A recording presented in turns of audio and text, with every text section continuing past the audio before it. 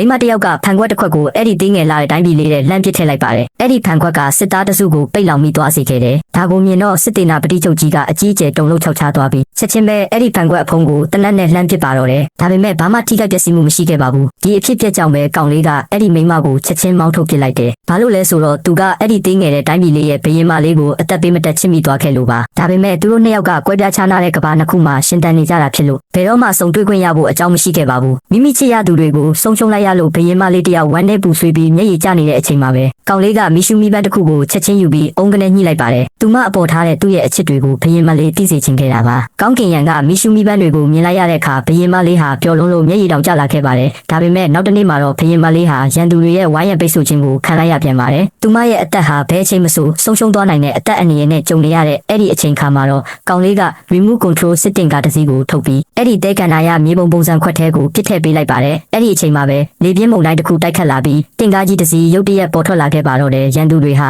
သူတို့ရဲ့ဓာတ်တွေနဲ့ဘလို့ပဲခုတ်တင်ကားကိုဘာမှလုပ်လို့မရခဲ့ပါဘူးအဲ့ဒီနောက်ကောင်လေးက remote နဲ့ထိန်းချုပ်ပြီးစစ်တင်ကားပြောင်းဝကိုရန်သူစစ်တင်နာပတိစီတက်ချိန်လိုက်တဲ့အခါရန်သူတွေအားလုံးအကြီးအကျယ်ကြောက်လန့်တုန်လှုပ်ကုန်ကြပါတယ်ပြီးတော့စစ်မြေပြင်ကနေအလန့်တကြားထွက်ပြေးသွားကြပါတော့တယ်ဒါပေမဲ့ရန်သူတွေကလှုပ်ကြံမှုအစီအစဉ်ကိုလက်မလျှော့ခဲ့ကြပါဘူးသူတို့ကအမြောက်တွေကိုကိုယ်တိုင်တိစောက်ပြီးစစ်ပွဲတွေပြန်ယူလာခဲ့ကြပါတယ်ဒါဟာဘရင်မလေးရဲ့စစ်တပ်ကိုအထိနာစေခဲ့ပါတယ်ဒါတင်မကသေးပဲသူတို့ကဘရင်မလေးကိုတိုက်ခိုက်ဖို့ဒုံးကျည်တွေကိုပါပြုလုပ်ခဲ့ကြပါသေးတယ်ဒါကိုမြင်လိုက်ရတဲ့ကောင်လေးဟာနောက်ထပ်တီးမခံနိုင်တော့ပါဘူးသူကကြမ်းတိုက်တဲ့တစ်ချောင်းကိုတုံးပြီးရန်သူဒုံးကျည်ကိုရိုက်ထုတ်ကပြန်လွတ်လိုက်ပါတယ်နောက်ဆုံးမှာတော့ဒုံးကျည်ဟာရန်သူစခန်းစီကိုပဲပြန်တန်းသွားပြီးပောက်ကွဲသွားတဲ့အတွက်ရန်သူတွေအကြီးအကျယ်အထိနာပျက်စီးသွားပါတော့တယ်ဒါပေမဲ့ကောင်လေးကဒီလောက်နဲ့တင်အားမရသေးပါဘူးဒါကြောင့်သူကဒုံးကျည်တွေအများကြီးထပ်ထုတ်ပြီးရန်သူစခန်းစီကိုတလက်ဆက်ပစ်လွတ်လိုက်ပါတော့တယ်ကောင်းကင်ကနေတာထွက်လာတဲ့ဒုံးကျည်တွေကိုမြင်လိုက်ရတဲ့အခါမှာတော့ရန်သူတွေဟာလုံးဝကိုစိတ်ပြတ်အားကိုးမဲ့သွားကြပါပြီဒီလိုနဲ့နောက်ဆုံးမှာတော့ကောင်လေးဟာအဲ့ဒီတင်းငယ်တဲ့တိုင်းပြည်လေးစီကိုအောင်မြင်စွာနဲ့ခီးသွားနိုင်ခဲ့ပါတယ်သူကဘရင်မလေးကိုဖတ်ထားပြီးသူ့ရဲ့လွမ်းဆွတ်တန်းတမှုတွေကိုဖွင့်ဟပြောဆိုနေတဲ့အချိန်မှာပဲကောင်းကင်ရံကနေကြီးမားလာတဲ့ငါးမြချိတ်ကြီးတစ်ခု